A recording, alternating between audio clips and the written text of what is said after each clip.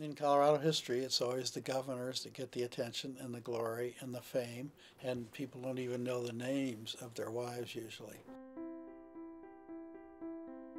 Politics follows feminism and changes by about 10 years. I mean, you still hear things said of first ladies that would not be said of the average wife who works. America is still somehow looking for a very traditional family, even though they don't live it themselves usually. It's really interesting. There's no job description. Many of my colleagues have their own professions and are well respected in their own professions. There's no question we have a soapbox, if you will, that we have an opportunity to come out on behalf of an issue and advocate for that issue. It's kind of fascinating to look back at these women.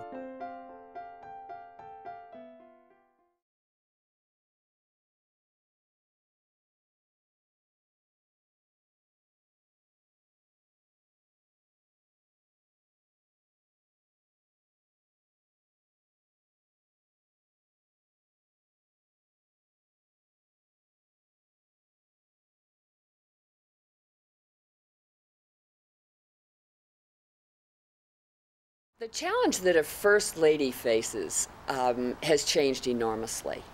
In the old days, the First Lady was pretty much the support of the husband, the mother of the children, and went along with whatever the husband wanted, staying at home, not having a separate career, not getting any public attention to yourself, but just supporting the husband. In those days, when charity was not done by the city or the state or the federal government, it was up to women, and that would have been an early role from early on, that these women would worry about charity and take on charitable institutions and supporting schools, supporting libraries, supporting orphanages, supporting hospitals. The opportunities are unbelievable. And it's because we are part of a very small universe, right? Less than 50 people have my job right now across the nation. And so we have real opportunities. Probably starting with Margaret Gray Evans, the second governor's wife, one who does want to carve out a niche, a certain role for first ladies. Margaret, working with other women, forms charities, the Ladies Relief Society to take care of widows and older ladies, set up what's now the Denver Orphans Home. It's still in existence on Colfax Avenue. You have the exception of someone like Eleanor Roosevelt, or there was a young woman that was a Colorado governor's wife who fought for suffrage. Mrs. Shafroth, like her husband, was one of our most progressive first ladies. She gets involved with the women's suffrage movement. She was a very beautiful young woman, and unfortunately she died at a very young age. There weren't many people like that, but I think it started to turn for first ladies about 10 years after it turned for the average woman, being, having it be okay for her to go out in the workplace and to combine her roles. Governor John Love, one of our most popular Republican governors in the 1960s, had a very active wife. Ann Love was involved with a lot of other charities, but she's probably best known for being one of the founders of Historic Denver and fighting to save landmarks. This was during the urban renewal period when the public policy was to tear everything down and make it look like suburbia. When Molly Brown's house was about to be torn down in the 1960s at 1340 Pennsylvania Street, Mrs. Love and her friends formed Historic Denver, Inc. to stop the demolition and to buy that house and convert it into what's today the Molly Brown House. There's everything in terms of my own colleagues, everything from a gal who was her husband's chief of staff, right? And all the way to the other end of the spectrum, there's a gal who went to her husband's election night and his inauguration. And that's it.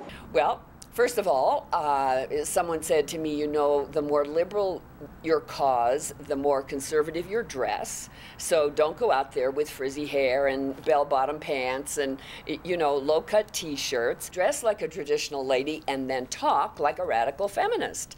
And that's what I tried to do. And I'm not saying it always worked, but at least people weren't put off by my image. I think, when you say the First Lady is going to come to give a talk on this or that, people are eager to have them speaking or working for a cause because they make a great kind of front runner. I've been hugely rewarded trying to raise a level of awareness around mental health across our state. I had the great opportunity to travel the state and get into rural communities, front range communities, frontier communities, ranching communities, urban communities, and really see what mental health services look like, and then really talk about how do we mobilize and create collaboratives that can actually enhance those services in terms of the population that struggles with issues. I was fighting for reproductive rights.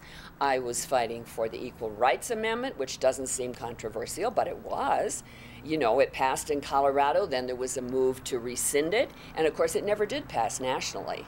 So to be marching with the National Organization of Women down 16th Street was pretty radical, even though I was dressed very well. Don't get me going, you know, but it's really a remarkable conversation. It is very hard to be your own self, to, you know, not just be the governor's support, not just be the first lady or the governor's wife, but to carve out an individual career. Dottie Lamb did this. She was a social worker, and she was also a journalist who wrote a column for the Denver Post, who did a book, The Second Banana, about the life of a first lady, and how do you have a private life or your own career separate from the governor, who of course you're also trying to support and take care of the kids. Professionally as First Lady, I floundered for a while because I was active on behalf of the things I believed in, but I didn't feel I had a true profession. I missed the fact that I didn't go to work as a social worker for pay. I didn't want to do it. I had too many demands on my time. My children, when we moved in there, were 4 and 7. Professionally, I was thinking, how do I build a career for myself while I am doing what I'm doing as First Lady? Well, I had an idea, and that was to become a newspaper columnist. They had to have an ethics conference on whether a First Lady should write a column. And finally they said, yes, I could, but I couldn't write about my husband or the Democratic Party. I couldn't use it. And I said, you know, I don't want to. That's not why I want to do this. I can do that at Democratic Party dinners. I want to speak to people out there. I want to speak to women particularly. I want to speak for the woman who's a feminist in her heart but has decided right now to stay home with her children. I want to speak for minority women whose voices are never heard. This is why I'm doing this. And they said, okay, you've got it for a year. I lasted 17 years, way past the time my husband was governor. It's a challenge to stay focused on an issue that you want to come out on behalf of and not feel torn around doing too much, especially when you move a young family into a mansion like this, and your family goes through a lot of changes, that's for sure. It's hard to describe it because, first of all, in Colorado, we did live in a mansion where public things could be going on downstairs and private family life could be going on upstairs.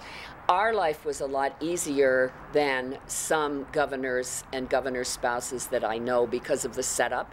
Coloradoans, they're more tolerant of what governors and governors' wives do in their personal lives. I remember Kitty Dukakis telling me that her mother was horrified that after he was elected governor and she was First Lady, that she went to the hardware store in her Levi's. She said, "Mother, am I supposed to wear a suit and gloves and a hat when I go to the hardware store?" And she said, "Yes." Well, that would have never happened in Colorado. Our children, you know, we're still measuring that. I think they took some real values from that, but I also think it was hard on them. They survived it. I think they took strengths from it, but it did make the typical kinds of push and pull around parents' activities and kids' activities harder, no question. I think it's been a wonderful contribution these First Ladies have made. They're often speaking up for kids. They're speaking up for women. They're speaking up for the down and out, for the mentally ill, who probably are the saddest case of all. And the great curiosity the public has about a First Lady, and asking her questions and just seeing what she's like. You know, she's kind of the unofficial queen of Colorado.